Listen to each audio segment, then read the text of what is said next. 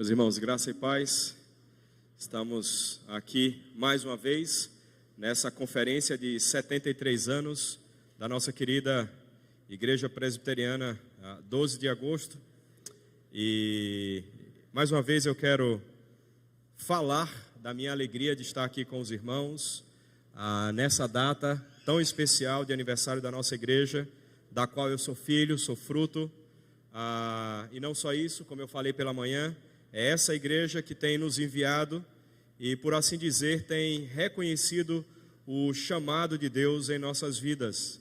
Irmãos, talvez vocês não saibam, mas na caminhada pastoral ou missionária, quando nós falamos, pastores e missionários, ainda candidatos querendo ser pastor ou missionário, e nós falamos para o conselho das igrejas, dizendo que nós queremos servir o Senhor, que nós temos um chamado.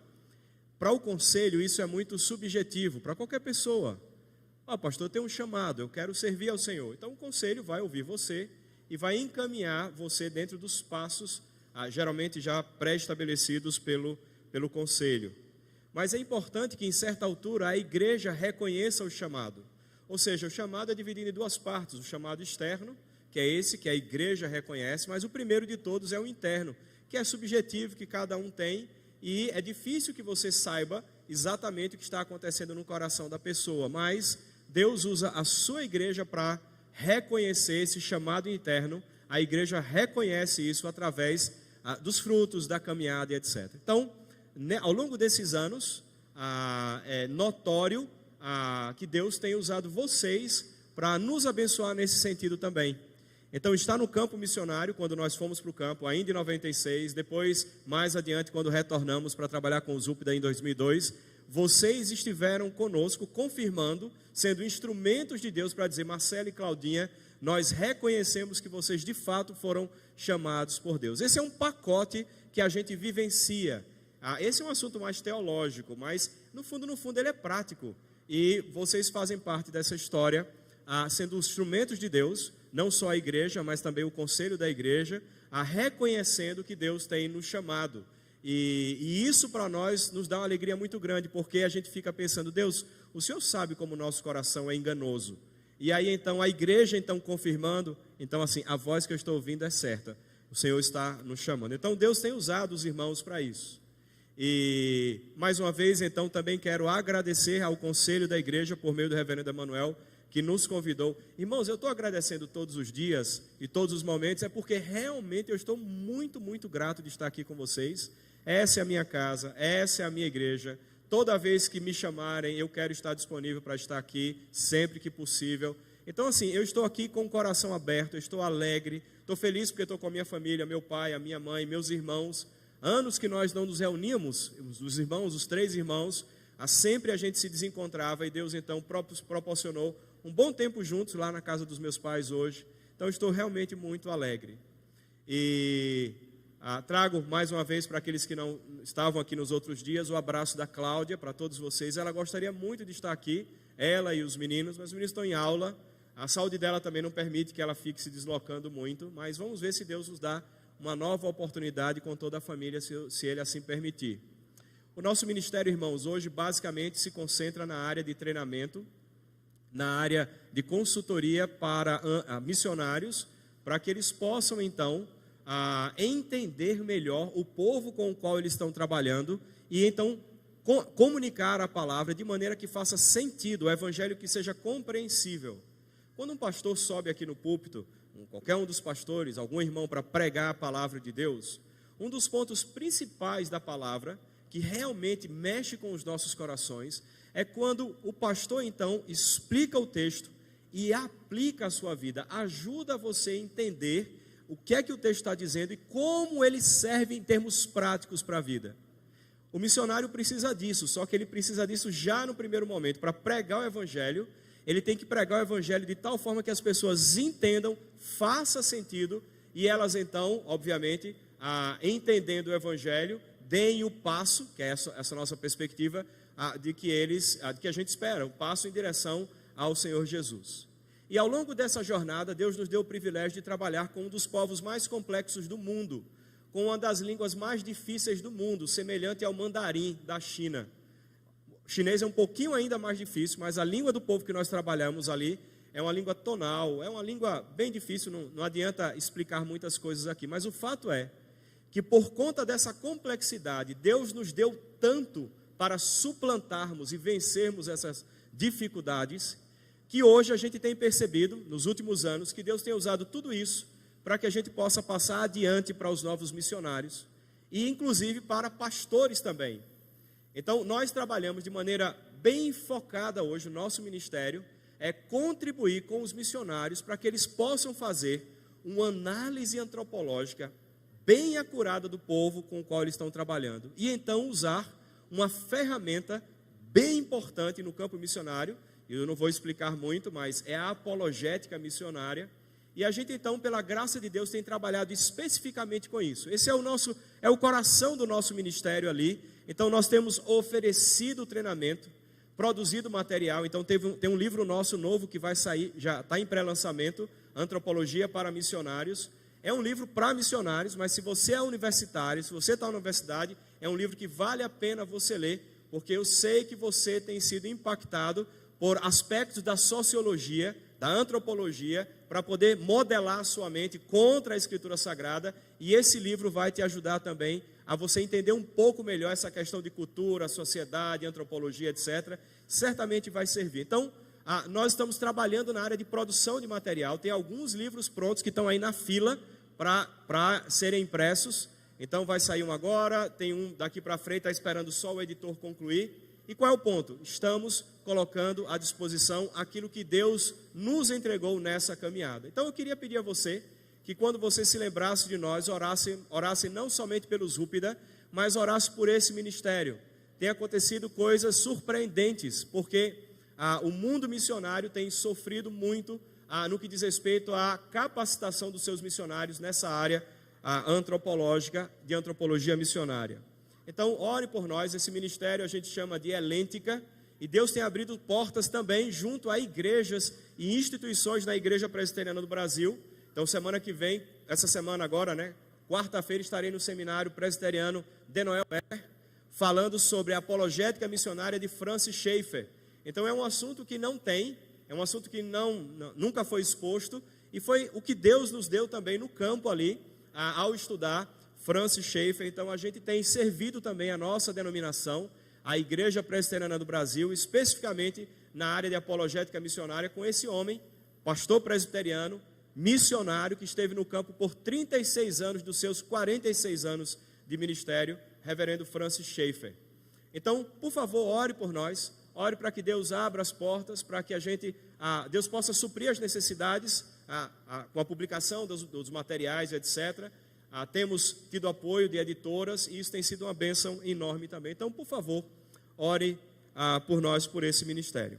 Então, eu termino mais uma vez expressando, sem ser piegas ou pedante, mas eu realmente quero agradecer a oportunidade aos irmãos que nos convidaram para estar aqui. Estou muito feliz de fato. Queria convidar você a ficar de pé e abrir a palavra de Deus no Salmo de número 51. No ano eu acho que de 2020, nas reuniões do conselho da igreja, nós dividíamos ali tarefas durante um período e orávamos juntos, e eu participei, eu tive o privilégio. E ali, na minha responsabilidade semanal, eu compartilhei com o conselho da igreja várias passagens desse salmo, e eu então queria compartilhar também, hoje aqui agora com a igreja, não só com o conselho, mas toda a igreja, uma porção desse salmo. Nós vamos ler o Salmo 51, apenas ou até o verso 6. E diz assim a palavra de Deus: ao mestre de canto, salmo de Davi, quando o profeta Natã veio ter com ele, depois de haver ele possuído Batseba. Eu quero só parar aqui, irmãos. Eu estou lendo esse pedacinho aqui de cima, porque no original é assim que está. Em negrito não existia, foi colocado depois. Mas o salmo começa com esse título. E isso é o salmo também, ok? E é bom porque esse salmo já dá o contexto para a gente. Seguindo então, o versículo 1 diz assim: compadece de mim, ó Deus, segundo a tua benignidade e segundo a multidão das tuas misericórdias. Apaga as minhas transgressões. Lava-me completamente da minha iniquidade e purifica-me do meu pecado. Eu queria pedir que os irmãos lessem comigo o verso 3. Diz assim: pois eu conheço as minhas transgressões e o meu pecado está sempre diante de mim. Eu vou ler o restante. Diz assim: pequei contra ti somente, e fiz o que é mal perante os teus olhos, de maneira que serás tido por justo no teu falar e puro no teu julgar. Eu nasci na iniquidade e em pecado me concebeu minha mãe. Eis que te comprases na verdade no íntimo, e no recôndito me fazes conhecer a sabedoria. Vamos orar mais uma vez. Senhor, nós queremos agradecer, Senhor, pelo privilégio que temos de estarmos na tua casa, como povo teu, prestando culto a ti, comemorando e celebrando a tua salvação expressa de maneira tão concreta no nascimento dessa igreja, a Igreja Presbiteriana 12 de agosto, ao longo desses 73 anos. Obrigado por todos aqueles que por esta igreja passaram e foram instrumentos teus na expansão do reino. Muito, muito obrigado, Senhor. Obrigado, Senhor, porque nós podemos ler a tua palavra. Ela foi lida aqui agora. Que o Senhor, por favor, Pai, aplique aos nossos corações. Ó Pai, de fato, nós queremos dizer para o Senhor que nós entendemos que a vida cristã, ela não acontece com elementos de passes de mágica. Participamos de um culto e tudo muda. Fazemos uma oração mais fervorosa e tudo muda. Mas a caminhada cristã é passo a passo, cheio de milhares de momentos ordinários e simples, em que o Senhor opera e vai trabalhando, moldando o nosso caráter. Ó Pai, nessa nossa caminhada de milhares de pequenos momentos ordinários, que por favor, o Senhor hoje também se compraza em falar conosco. E o Senhor nos ajude para que nós possamos realinharmos o nosso coração a Ti, caminharmos da maneira que o Senhor quer, na esperança e na perspectiva de que nós, caminhando dia a dia com o Senhor, passo a passo, de maneira pequena, diminuta, a gente possa então ser conformado à imagem do Teu Filho Jesus.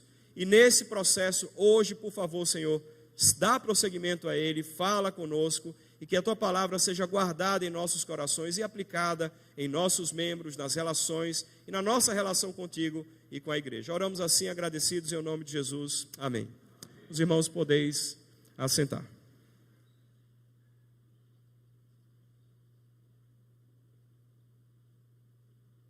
Durante esses anos que nós vivemos com essa pandemia, uma das coisas mais incríveis que aconteceu é que Deus, por conta da sua vontade soberana, decidiu expor o nosso coração durante esses dias.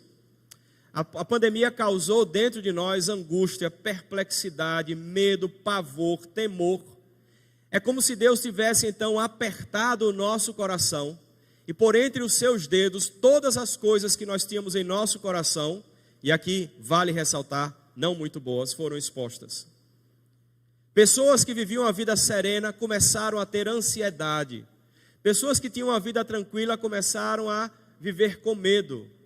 Pessoas que viviam, por assim dizer, sem temor algum, destemida, corajosa, passou a usar máscara a mais potente possível, luva, álcool e todo o ferramental que ele podia, excluindo-se da sociedade de maneira quase total.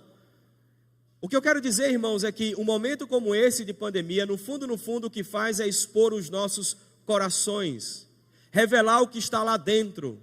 E toda vez que eu penso nesse período de pandemia, tem um único texto que me chama a atenção na Escritura Sagrada, é o livro de Deuteronômio, no capítulo 8, quando Deus fala para o seu povo que Ele apertou o seu povo, para que ele tivesse o seu coração exposto diante de Deus.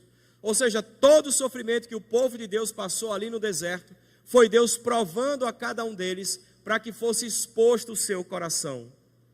E o fato é que nesses dias eu sei que Deus tem falado conosco. Eu não estou falando que Deus tem falado com você, Deus tem falado comigo também. Lembrando que eu falei em outro momento de que a única diferença que há entre eu e você, entre nós pastores e vocês, é a funcionalidade. Mas o fato é que nós temos as mesmas lutas que vocês têm. Não nos mesmos detalhes, mas nós pecamos como vocês pecam. Nós tropeçamos como vocês tropeçam. Nós temos que lidar com os pecados que vocês também têm que lidar. Mas o fato é que eu entendo que Deus tem falado conosco nesses dias e exposto o nosso coração. E apertado o nosso coração. E Ele, como uma esponja, quando Deus aperta, a gordura, as coisas ruins aparecem e são expostas.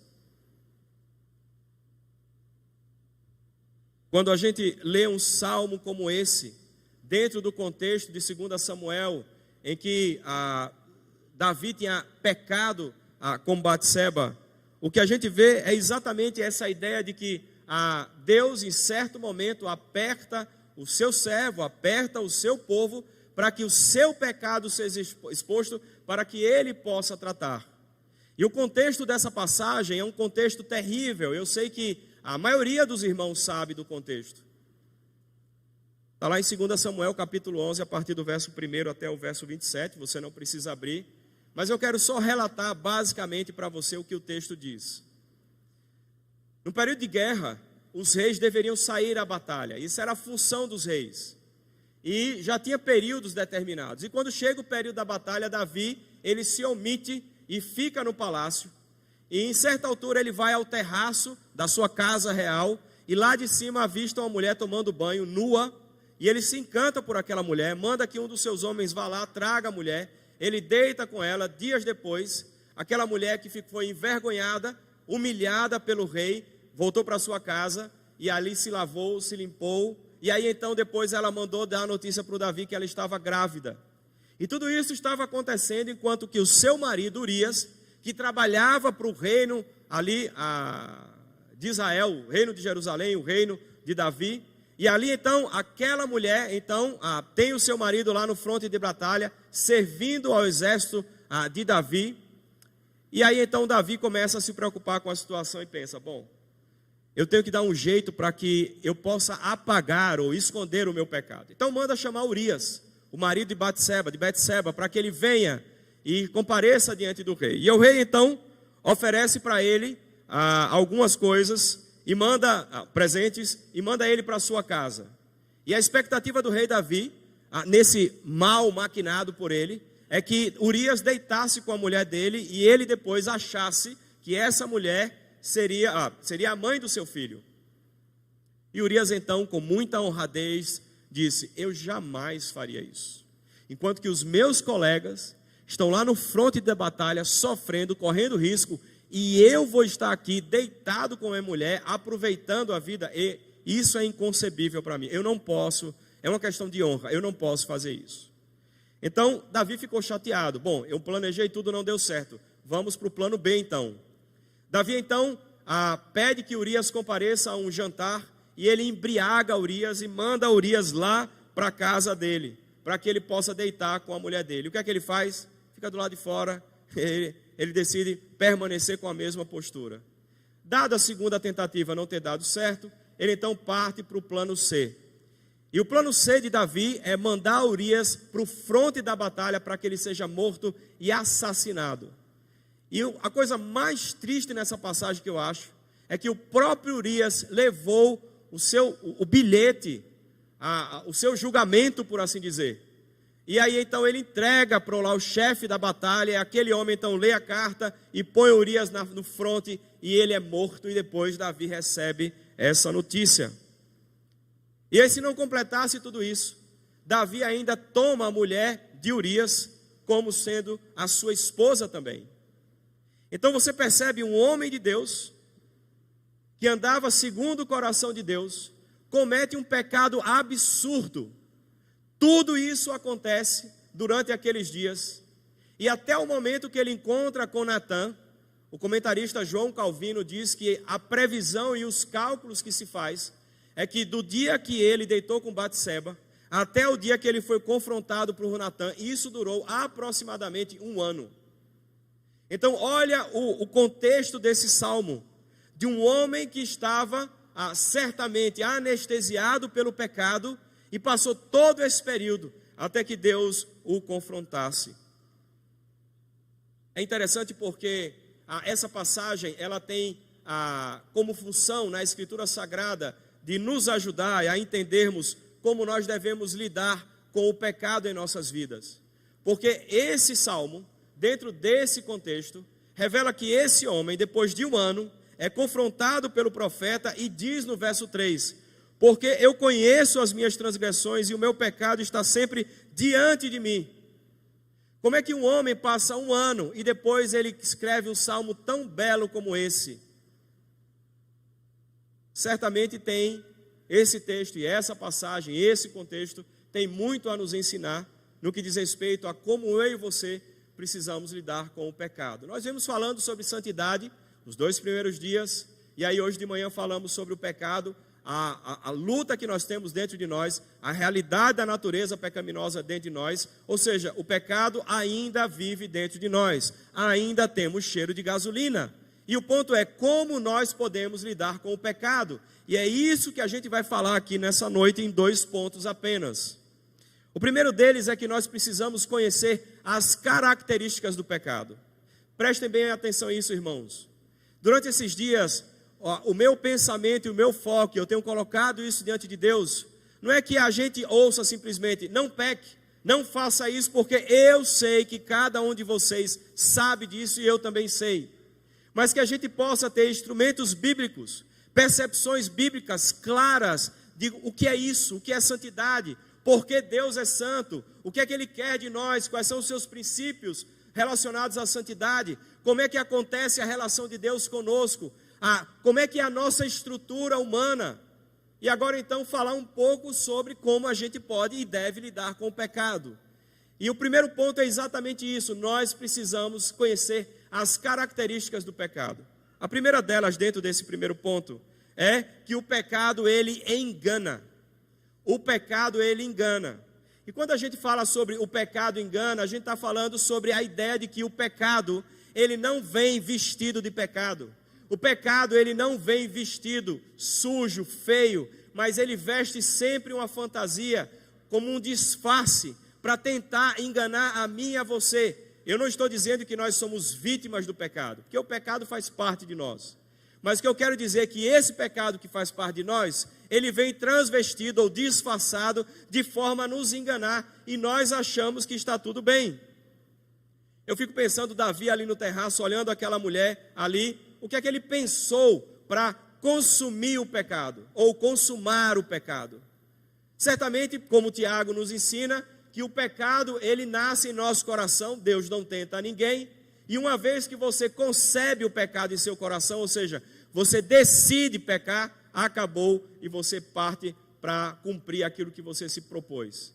E foi exatamente isso que Davi fez, ele concebeu o pecado ainda no terraço, ele não mandou chamar a mulher pensando que, quando ela chegar aqui eu vou ver o que vou fazer, não, ele já tinha concebido o pecado no seu coração, e certamente, ele ali naquele momento pensou elementos ou fatos ou deu justificativas que pudesse trazer alívio talvez para ele.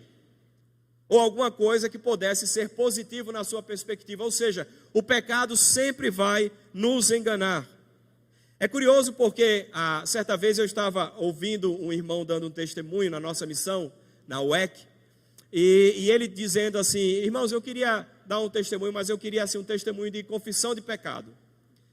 Durante anos da minha vida, eu sempre falava com as pessoas o seguinte, olha, eu quero partilhar algo com vocês, ou com você sobre fulano de tal. Já quero adiantar, não é fofoca, é assim, é porque realmente o irmão está precisando de oração. E ele orava pelas pessoas, junto ali com o outro. E ele começou a ser sensibilizado por Deus, a entender que aquilo que ele fazia não era necessariamente um compartilhar com boas intenções, mas ele queria fofocar a respeito dos outros. Olha só que coisa curiosa, você propõe uma conversa de oração espiritual, mas no fundo, você está querendo diminuir aquela outra pessoa, e não só isso, quando você diminui a outra pessoa, você é colocado num patamar um pouco maior ou superior ao dela. Durante o período no campo missionário, uma das coisas que mais me chamou a atenção, hoje eu falei sobre a realidade do pecado na minha vida, que eu pude perceber depois de um período de sofrimento. E aí é curioso porque eu lembro que todos os anos nós precisávamos entregar relatórios para a liderança da missão. Mas mais do que isso, a cada 3 anos nós precisávamos entregar o projeto do triênio. E gente, quando eu ia pegar esse projeto para fazer, que dava muito trabalho, então botava calendário, botava os propósitos, o que eu queria fazer, evangelizar os Rúpida, aprender a língua, desenvolver mais conhecimento cultural, fazer trabalhos na área de produção de material didático para as escolas Rúpida. E aí, então, eu ia organizando tudo, montava tudo, preparava ali, então, o planejamento de 3 anos. E depois, ao final, eu orava e pedia a bênção de Deus e entregava para a diretoria da missão.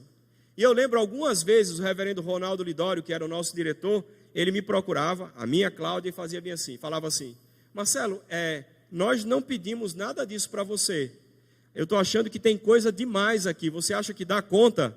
Aí eu falava: não, eu acho que eu dou conta, claro que eu dou conta, eu vou fazer isso sim.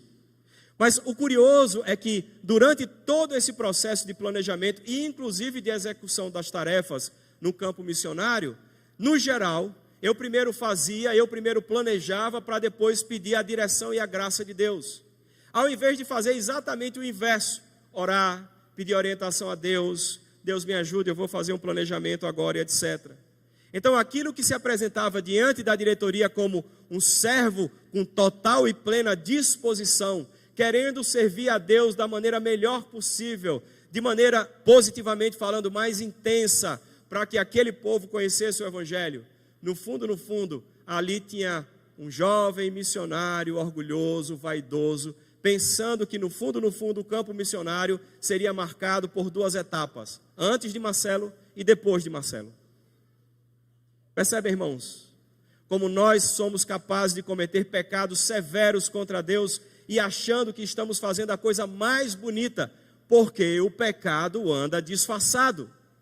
A gente se apresenta diante da igreja, diante dos irmãos, com uma postura muitas vezes bonita, mas no fundo, é totalmente manchado pelo pecado. Durante aquele tempo no campo, o que eu percebi é que no fundo, eu gostava quando o reverendo Ronaldo Lidório batia no meu ombro e falava parabéns.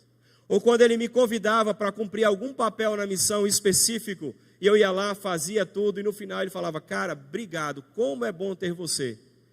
E eu percebi que eu fazia essas coisas, no fundo, não para a glória de Deus exatamente, mas com um desejo muito grande de ser reconhecido pela minha missão, pela diretoria da minha missão. Irmãos, o pecado vive, se veste, anda disfarçado, a tal ponto que a gente é capaz de cometê-lo e ir para a cama alegre, feliz e grato a ele pelo pecado que nós cometemos. Porque a gente acha que não é pecado, mas é pecado. Portanto, quando nós servimos a igreja, não sirva a igreja, não sirva ao seu irmão, não sirva a liderança da igreja, esperando receber um tapinha nas costas. Lembre-se que o seu galardão é com Deus, lembre-se que você faz para Deus. E a gente precisa ser, como eu tenho falado, sensibilizado por Deus, agora para perceber que o pecado ele anda disfarçado. Com as mídias sociais tem acontecido muitas discussões de ordem ideológica e também teológica, né?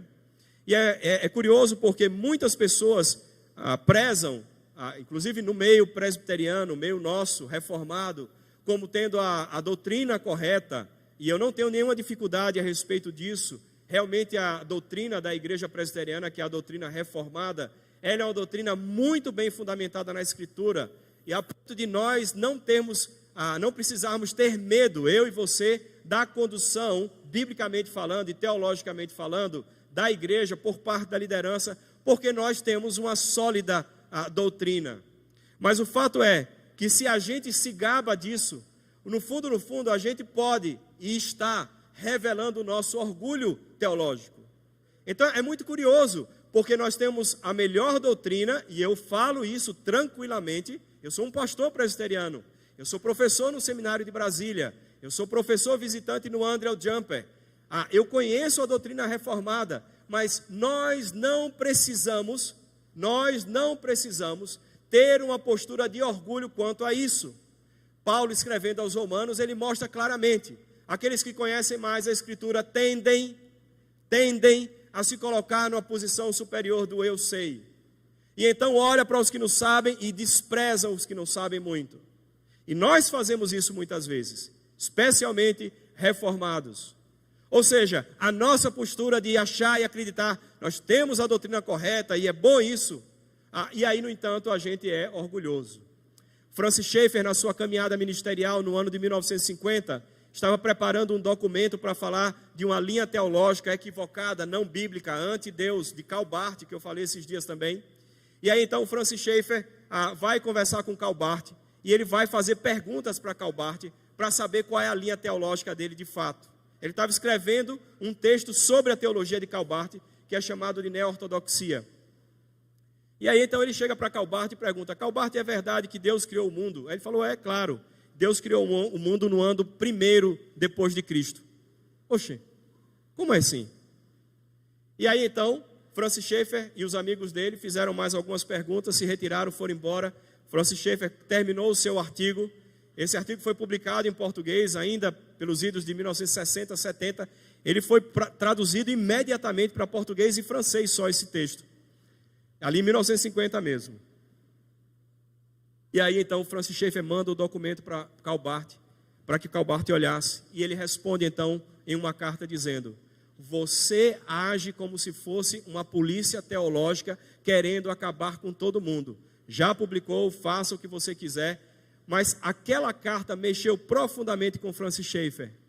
Porque ele pensou assim: como é que eu sou crente, tenho uma doutrina correta, a despeito dele estar teologicamente equivocado, eu o tratei mal.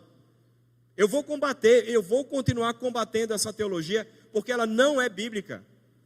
Ela não é de Deus, isso eu não tenho dúvida. Mas a maneira como eu tratei aquela pessoa criada à imagem de Deus foi equivocada. E esse homem entra em crise.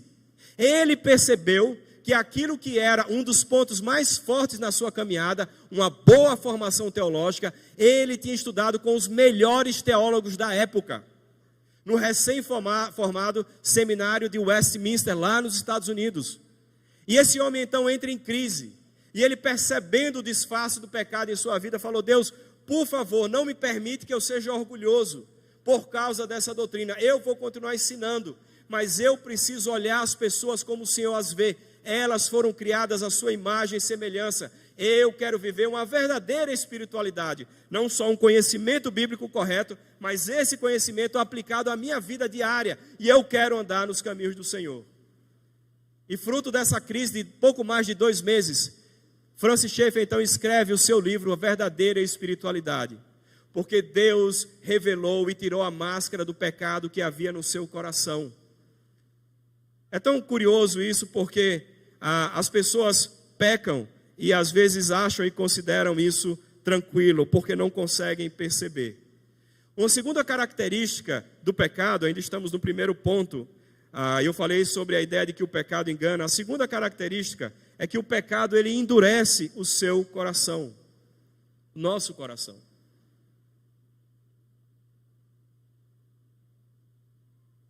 Lembrem que Davi, ele tinha sido ungido por Deus, escolhido por Deus. Vocês lembram todo o processo como foi? Chama outro irmão, vai, acabou? Não, tem um moleque, chama um moleque aí. E o moleque vem, e ele é ungido ali rei, e num momento oportuno, ele então assume o trono, tendo antes derrotado o troféu do povo filisteu, o Golias. Então você percebe que um homem que foi escolhido e separado por Deus, ele tem, a despeito dessa escolha, ele tem o que eu e você temos, natureza pecaminosa ainda, a ponto de o pecado na sua vida endurecer o seu coração. E aí, se você pensar em termos textuais, são 27 versículos que Davi então mostra o quão o seu coração estava duro. Eu fico pensando em toda aquela estratégia dele de colocar Urias para ser culpado, né? Ou assumir ali a paternidade daquela criança. E não é possível que em nenhum momento ele pensou nas coisas de Deus. Mas o que o texto dá a entender para nós é que, de fato, o seu coração estava entorpecido, anestesiado. Portanto, quando a gente fala que o coração está endurecido pelo pecado, é que o coração, ele tem essa capacidade. É como se você tomasse um tramal espiritual. Você passa a não sentir as coisas. E chega a um ponto que você muda para uma outra droga, que é a morfina, e você não sente mais nada. Você está completamente anestesiado. Brincar com o pecado é brincar com remédios fortíssimos de anestesia espiritual. E o meu e seu coração fica duro por causa disso. Como eu falei, Calvino diz que entre o pecado cometido e até Natan chegar para ele, demorou 1 ano. Irmãos, são mais de 300 dias. São 12 meses. Dias e dias a fio. E esse homem, segundo o coração de Deus, totalmente entorpecido pelo pecado. Irmãos, pecado não é brincadeira. A gente comete a primeira vez, sente um sentimento de culpa, vai para o outro, daqui a pouco a gente está numa dose cavalar e não sente mais absolutamente nada.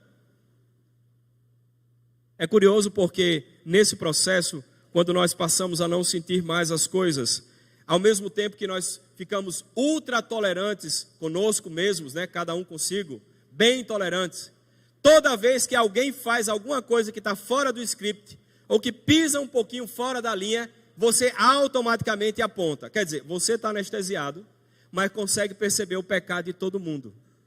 O pecado vivenciado em nossa vida por longo tempo nos anestesia. Em outras palavras, é como se você ficasse e se tornasse um rebelde recalcitrante, que é aquela ideia do rebelde persistente. Não quero saber de Deus, não quero saber de Deus, vou viver assim, eu vou fazer dessa forma, eu vou viver assim, porque assim é melhor para mim. Lembre-se que o pecado é autonomia, o pecado é dizer não Deus, mas eu. E esse processo endurece e entorpece o meu e seu coração e faz de nós rebeldes recalcitrantes contra Deus. Mas não só esses dois aspectos, mas uma outra terceira característica do pecado é que o pecado ele nos cega duplamente. E essa expressão, cegar duplamente, não é minha. É de um pastor presbiteriano também chamado Paul Tripp, que escreve vários livros publicados pela editora Cultura Cristã. Você que é pai, tem Desafio aos Pais, tem sobre casamento, tem sobre uma série de coisas. E ele fala exatamente sobre isso, a natureza do pecado, ou a característica do pecado, que ela nos cega duplamente. E para a gente entender melhor isso, e aí eu não expliquei ainda, mas para entender, vamos começar pensando a respeito de um cego físico. O cego físico, ele tem consciência da sua cegueira. E por conta disso, o seu próprio organismo começa a ser mais sensível na parte auditiva. E ele então usa ferramentas e instrumentos para que ele possa então caminhar e se locomover. Então é possível, por exemplo, uma pessoa que nasceu cega, ir daqui até a Universidade Federal de Sergipe, ou ir daqui até a Estância e voltar sem nenhum problema. Ela sabe chegar na rodoviária, ela sabe comprar a passagem, ela sabe fazer tudo, absolutamente tudo. Por quê? Porque ela é consciente da sua cegueira.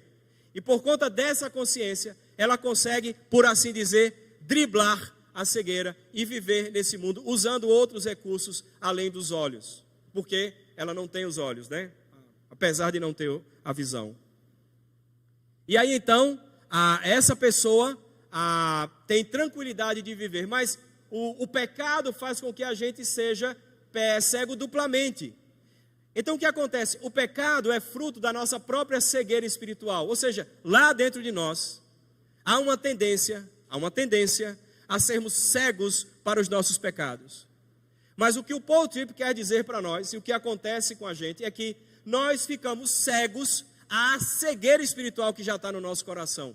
Ou seja, nós somos duplamente cegos. Somos cegos lá dentro, não conseguimos perceber que estamos em pecado, mas o pior, nós não conseguimos perceber que somos cegos espirituais. Por isso e portanto somos cegos duplamente.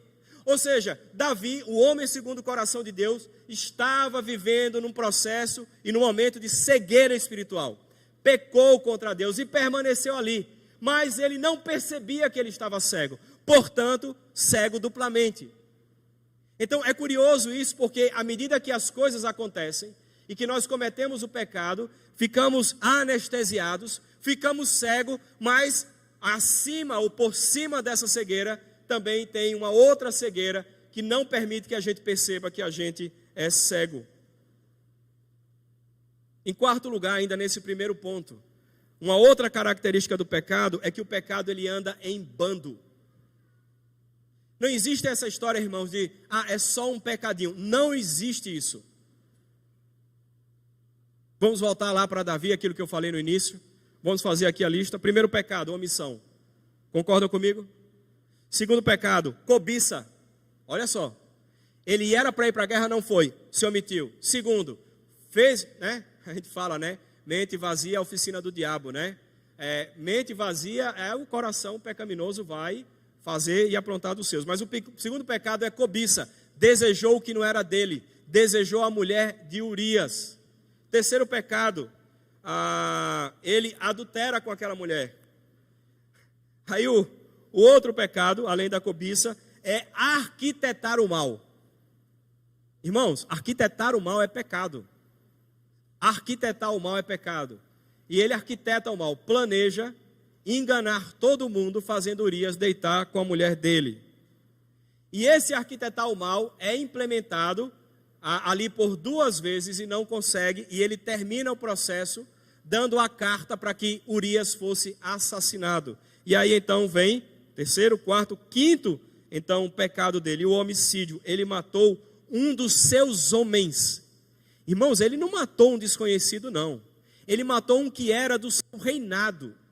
Um cara que trabalhava para ele, que era fiel a ele. Ele mandou matar essa pessoa. Em sexto lugar, ele roubou a esposa de Urias.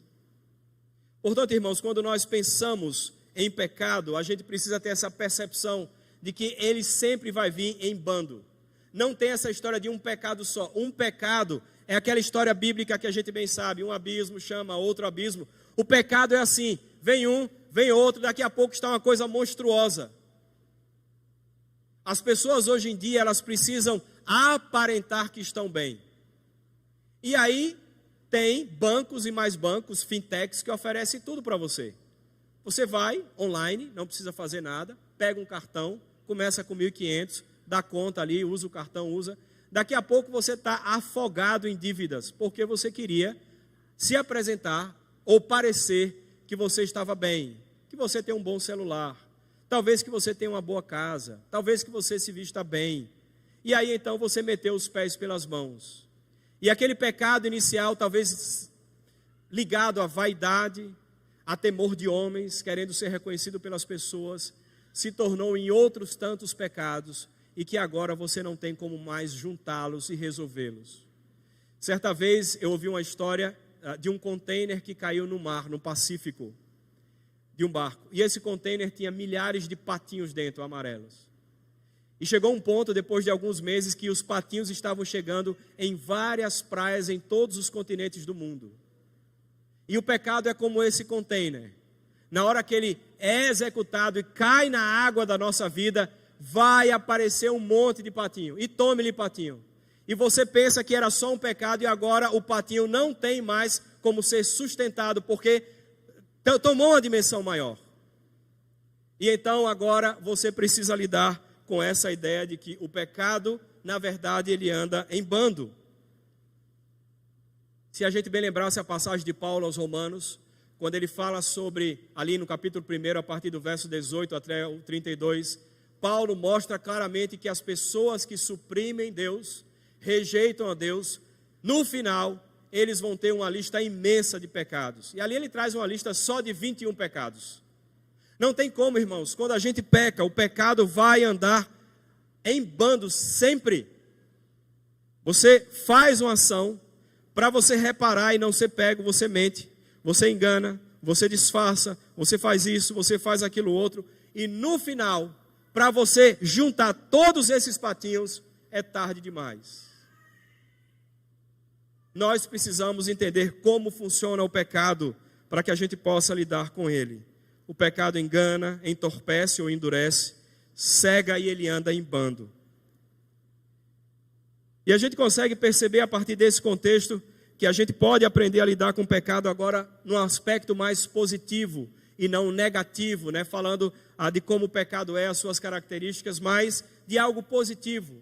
E o texto de Samuel e o texto de Salmo, do Salmo 51 que nós lemos aqui, nos ajuda a percebermos que não é só importante a gente conhecer as características do pecado, mas nós devemos observem bem, irmãos, não é que nós podemos não, nós devemos usufruir, e esse é o segundo ponto e último, nós devemos usufruir da graça de Deus disponível. Nós devemos usufruir da graça de Deus disponível na nossa caminhada de santificação, na nossa luta contra o pecado diário. Nós podemos usufruir dessa graça. Quando a gente vê Davi no Salmo 51, no versículo 3, dizendo assim: pois eu conheço as minhas transgressões e o meu pecado está sempre diante de mim.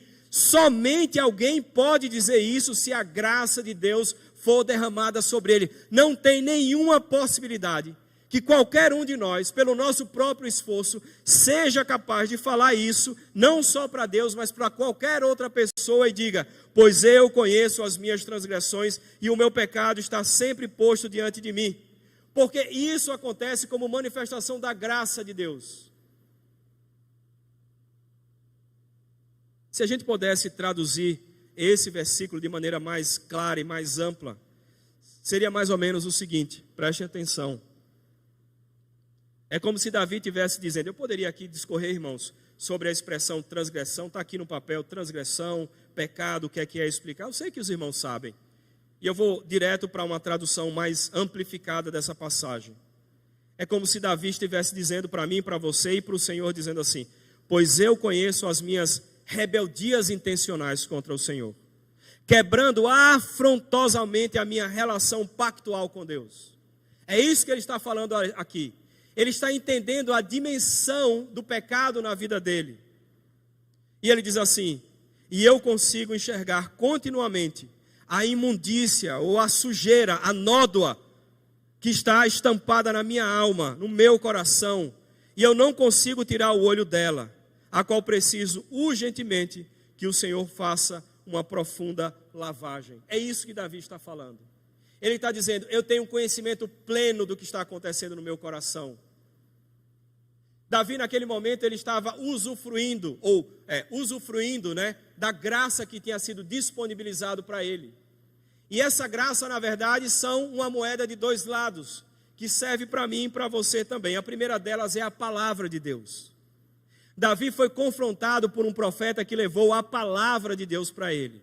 E a palavra de Deus para ele, de forma curiosa, não foi tão objetiva no sentido de ser direta e dizer: Davi, você é pecador e você precisa resolver, mas o profeta contou uma parábola para aquele homem. E a parábola era de um homem rico que tinha muitas posses, e aí então, com muitas posses, recebe um hóspede em sua casa. Geralmente quem tem posses hospeda mais facilmente. Mas aquele homem, certamente um ímpio, ele então, ao invés de matar um dos seus cordeiros, algum animal seu, diz que ele foi no vizinho e tomou a única cordeirinha que ele tinha, que era como se fosse um animal de estimação da casa, era o pet da casa, que dava ali o seu leitezinho e tal, mas era o pet, comia na mão dele, estava com ele, dormia talvez ali com os filhos. Então era o único animal que eles tinham para sobreviver, por assim dizer. E aí então aquele homem toma o animal desse rapaz, daquela família, e mata e oferece para o seu hóspede. E quando Davi ouve aquela história, que era a palavra de Deus sendo direcionada a ele, Davi então se enfurece. E ele fala: esse homem tem que ser morto. Esse homem tem que ser aniquilado. E ele tem que pagar 4 vezes mais do que ele fez. E aí o profeta Natan olha para ele e fala: tu és o homem. Tu és o homem. Irmãos, o que o texto nos revela nessa história é que Deus está dizendo para mim e para você que a graça de Deus tem sido colocada nas suas mãos, diariamente, domingo após domingo, semanalmente. A palavra de Deus é como um espelho que, quando nós olhamos para ela, ela revela o nosso coração, ela mostra o que está lá dentro, e ela todos os dias diz para mim e para você: tu és o homem, tu és a mulher. É você que tem afrontado de forma rebelde, recalcitrante contra Deus. Tu és o homem, tu és o jovem, tu és a criança que faz isso. O que acontece naquele momento é que Deus estava oferecendo a sua palavra, naquele caso específico, de forma verbal, mas eu estou falando numa perspectiva muito mais ampla. Eu estou falando e me referindo à palavra sagrada de Deus, que ela tem sido colocada para nós de maneira ampla, Qual versão você prefere? Nova tradução na linguagem de hoje, leia. Ah, você prefere a NVI? Leia. Você quer qual? A Almeida, tem agora a nova, né? Atualizada, NAA, né? Tem a mais nova agora. Ou você prefere a século 21? Você quer a NVT da Mundo Cristão? Um bom texto, muito bom texto. Talvez uma das melhores traduções em português, a NVT. É esse? Então use. No seu aplicativo você pode escolher o que você quiser. Mais do que isso, a gente não pode reclamar. Deus nos deu a possibilidade, o acesso à sua palavra na nossa língua em várias versões. É a graça dele que está sendo disponibilizada, irmãos. Na teologia, quando a gente fala que a palavra de Deus é um meio de graça, é essa ideia de que através dela Deus nos ajuda de forma graciosa para que a gente possa viver a vida de sofrimento que eu sei que todos temos nesse mundo até encontrarmos com Ele e usufruirmos das suas benesses, para termos momentos também de prazer, de alegria diante dEle, fazendo tudo diante dEle, buscando sempre a Ele em tudo. Deus disponibiliza e coloca o espelho santo da sua palavra para revelar o que está no meu e no seu coração. Ou seja, é ela que vai apontar o meu e o seu pecado. É ela que vai tirar o disfarce do seu pecado. É ela que vai mostrar que o seu pecado está entorpecendo a sua alma. Ou seja, a palavra de Deus tem esse papel, e quando ela é pregada, isso acontece. Quando ela é lida, isso também acontece. Um segundo aspecto da graça de Deus disponível para nós, não é só a palavra não, ainda nesse segundo ponto. É a comunhão dos santos. É a comunhão dos santos. Deus poderia ter mandado um anjo do céu. Deus poderia mandar um mensageiro lá do alto. Ou Deus lá de cima jogar uma carta para Davi. Mas Deus mandou um servo dele. Alguém que fazia parte do corpo de Deus, da família de Deus. Um profeta. E aquele homem então é colocado ali diante de Natã para cumprir um papel que revela a graça de Deus. Irmãos, deixa eu falar uma coisa para você que eu tenho aprendido também com o pastor Paul Tripp. Ele sempre diz o seguinte, que a santidade, ela não é algo que acontece individualmente, no recôndito do seu quarto, mas a santidade acontece de forma comunitária. Mas como assim? Pensemos bem. Nós estamos aqui no domingo na casa de Deus, e você está aqui ouvindo a palavra de quem? A que você está lendo sozinha? Não. Tem uma outra pessoa aqui na frente, preparada, no sentido de ter estudado, temos funcionais, está aqui à frente para cumprir o seu papel. Mas, nesse processo da comunhão dos santos, nós usufruímos da oportunidade, do privilégio de ter alguém que foi separado para poder estudar e expor para a igreja a palavra de Deus, para que a gente possa entender melhor.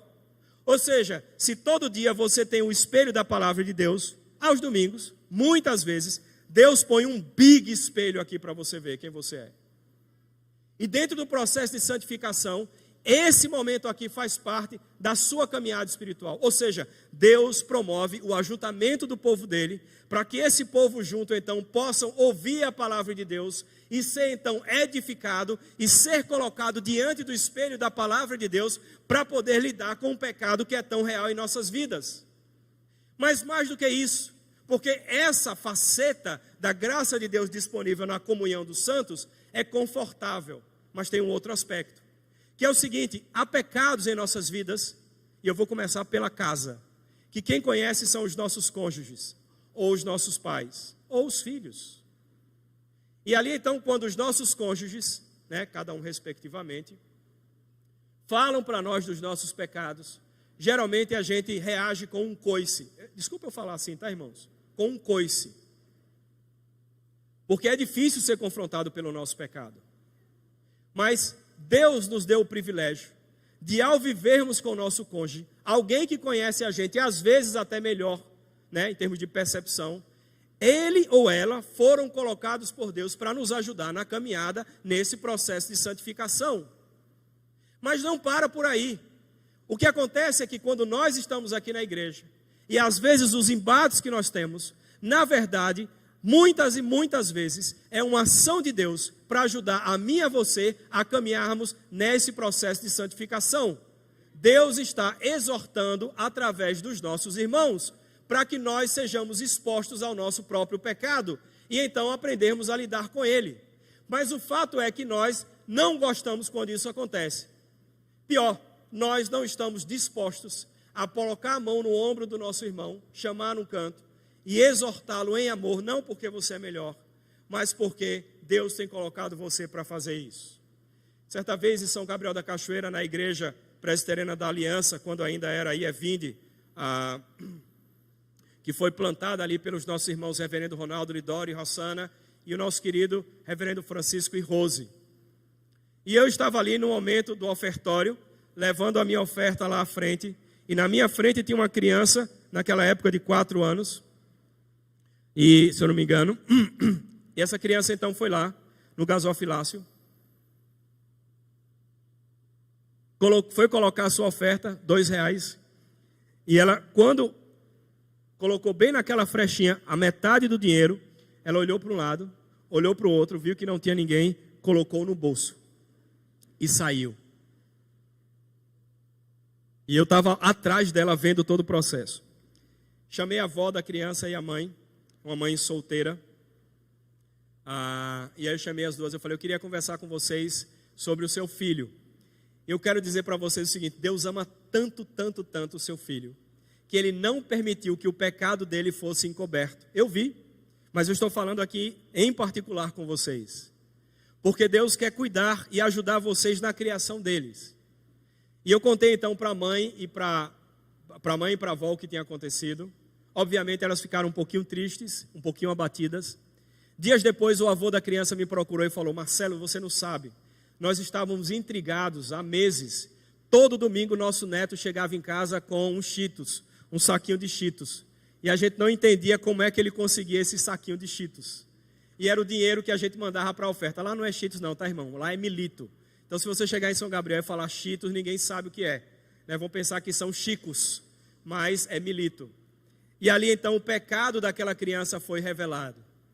O que eu quero dizer, irmãos, é que quando nós falamos sobre usufruirmos da comunhão dos santos no nosso processo de santificação, significa que nós devemos ter e agir duplamente.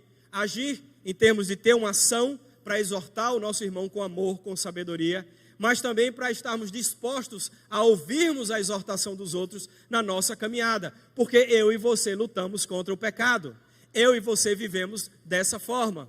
Certa vez C.S. Lewis, falando sobre vestimentas no seu livro Cristianismo Puro e Simples, ele diz o seguinte, é falta de amor se vestir inadequadamente, é falta de caridade, de amor se vestir inadequadamente. Eu fiquei pensando sobre isso, C.S. Lewis falou isso por quê? Como é que é isso?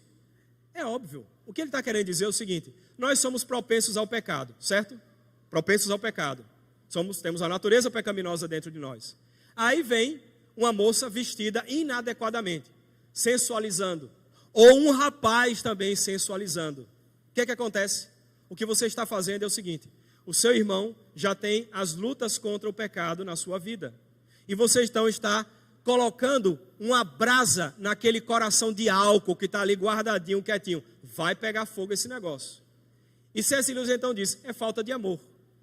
Ele está dando uma dica para mim e para você, dizendo o seguinte, se alguém estiver se vestindo inadequadamente, e aí nós temos irmãs, senhoras que podem fazer isso com muita sabedoria e descrição, chamar a jovem no canto, sentar. Você sabia, queria falar para você sobre amor. E você fala sobre o pecado. E dizendo que nós somos propícios ao pecado.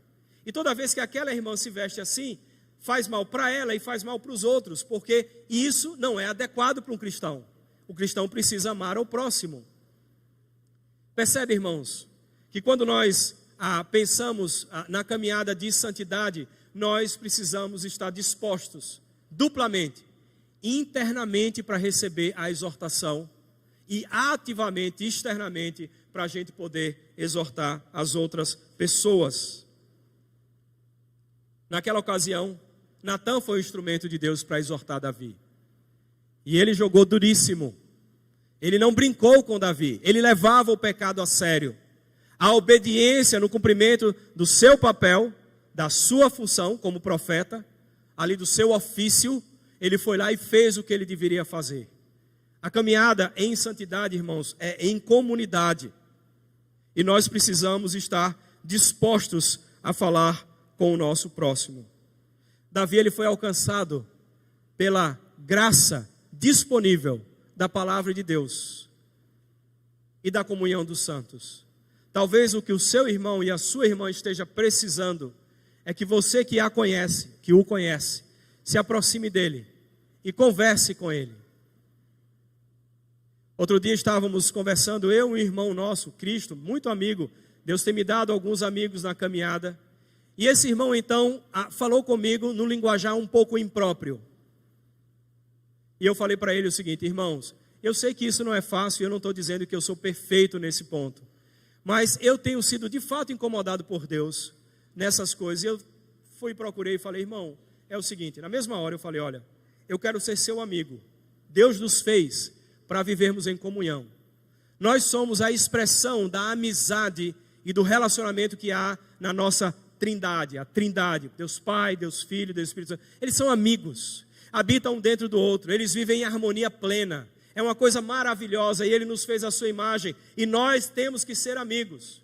Temos que ter amigos. Irmãos, não é só na igreja não, é no trabalho também com incrédulos. Seja amigo deles. Porque Deus nos fez para a amizade. Mas o critério que rege uma amizade é a Escritura Sagrada. E eu falei com esse irmão e disse: irmão, deixa eu falar uma coisa para você. Você pode conversar comigo sobre o que você quiser, mas esse tipo de terminologia que não é bíblica, palavras que não edificam, eu prefiro que o irmão não fale mais. E aquele irmão, crente que é, o que é que ele disse para mim? Meu irmão, me perdoe. Isso aconteceu, irmãos, talvez tenha 1 mês e meio atrás. Me perdoe. Não vou falar mais dessa forma com você. E desde lá então, ele não tem falado e até virou uma piada entre a gente, né? Tipo, rapaz, eu não vou falar nada. Eu vou ficar calado agora. O que eu quero dizer é isso. É essa disposição serena e tranquila diante de Deus, de que você e eu temos um papel no processo de santificação, na perspectiva comunitária da santificação. Não é só o pastor que exorta, não é só o pastor que chama a atenção. Deus tem chamado você para com quem você vive, ou com quem você anda, no grupo de amigos que você está, para que você possa então falar um pouco de quem é esse Deus, e que há maneiras e maneiras de viver adequadas e outras que são inadequadas. Ô irmão, seria tão bom, e eu quero já terminar contando uma história, seria tão bom se as coisas acontecessem em nossa vida como um passe de mágica. Hoje nós impusemos as mãos naquele nosso irmão que está indo para o Canadá. Seria tão bom, né, que a gente impusesse a mão e rapidamente ele ficasse fera em Bíblia, ficasse fera em santidade e fosse um testemunho lá, como algo mágico. Mas as coisas não acontecem de forma mágica. Mas nós tendemos a pensar que assim as coisas acontecem e procedem. A gente pensa que ações externas vão mudar o nosso coração. Não é. É o trabalhar de Deus lá dentro. Eu tive o privilégio de conhecer a primeira penitenciária do mundo, construída ali nos Estados Unidos, na Pensilvânia, na cidade de Filadélfia, lá pelo início do século XIX. E essa penitenciária, daí o nome e a ideia era essa, não era só uma prisão, mas uma penitenciária ligada à ideia de penitência. Um grupo de pastores anglicanos planejaram uma forma de prisão para as pessoas que cometiam crimes, de forma que pudesse ajudar a eles. Está lá, até hoje, essa prisão chamada Cherry Hill, e ela foi a prisão onde ficou Al Capone. Então, os mais velhos aí que sabem da história de Al Capone ficou lá. E Al Capone era um homem da máfia, E esse presídio, ele foi construído com algumas características para tentar conduzir as pessoas que tinham cometido crime, para que percebesse o horror do pecado em sua alma e se voltasse para Deus. E é curioso porque a primeira coisa que você podia perceber quando chegava ali naquela prisão é que ela tinha uma estrutura toda dela parecendo um templo gótico, assustador e com carrancas, para que fosse infligido pavor nos presos. Ou seja, a construção daquele presídio era como se fosse uma igreja presídio, para que a pessoa, quando chegasse, pensasse na igreja e começasse a pensar em Deus, e visse aquela estrutura que é um tanto tenebrosa, a estrutura gótica, a arquitetura gótica, e ele começasse então a ficar apavorado, pensando nos crimes que ele cometeu, ou no crime que ele cometeu. E aí depois disso, ele tinha que entrar na sua cela, andava por todo aquele corredor longo, assustador, e aí entrava na sua cela, e a cela não tinha porta alta, a porta era de madeira e ferro, pequena, baixinha, para qualquer preso entrar ele tinha que se encurvar, para que ele já começasse a pensar na necessidade de humilhar-se. E aí então, estando ali dentro agora da sua prisão, ele teria que viver em silêncio, para que ele pudesse refletir sobre os crimes que ele cometeu. Mas nesse silêncio, ele também tinha uma clarabóia, uma janela redondinha, apontando para o céu, para que ele tivesse consciência de que Deus está olhando para ele, como se essa janelinha, clarabóia, fosse o olho de Deus olhando para ele. Do lado da sua cama, então, tinha a Bíblia, e que os capelões obrigavam os presos a recitar passagens da Bíblia decoradas. No momento de caminhada, ele tinha que sair da sua prisão, da sua cela, mas não pela porta principal, mas uma porta dos fundos, e tinha um gramado ali atrás, para que ele continuasse pensando sozinho nas coisas de Deus. E aí, aquilo que serviria como uma penitência para ele, eu posso dizer então para vocês qual foi o resultado. Não funcionou. Os presos continuaram cometendo os crimes depois que saíram da prisão. Ali mesmo dentro, nada externo tinha qualquer impacto sobre a sua vida.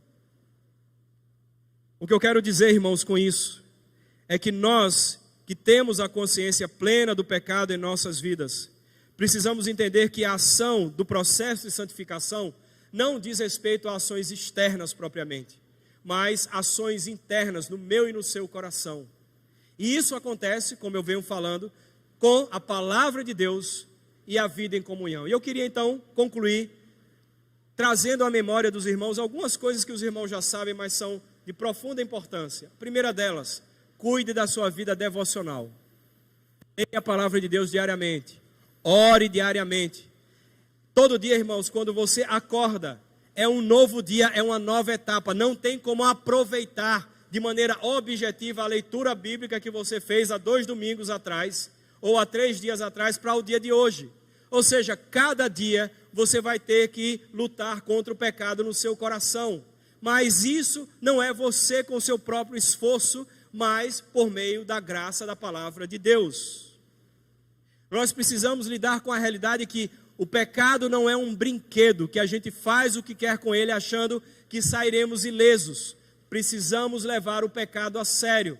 Vida devocional, oração e leitura. Irmãos, tem vários livros devocionais. Você pode escolher, por exemplo, qualquer livro de Spurgeon. Vá ler livro devocional dele, é uma bênção. O meu melhor livro devocional que eu leio é o livro do Paul Tripp.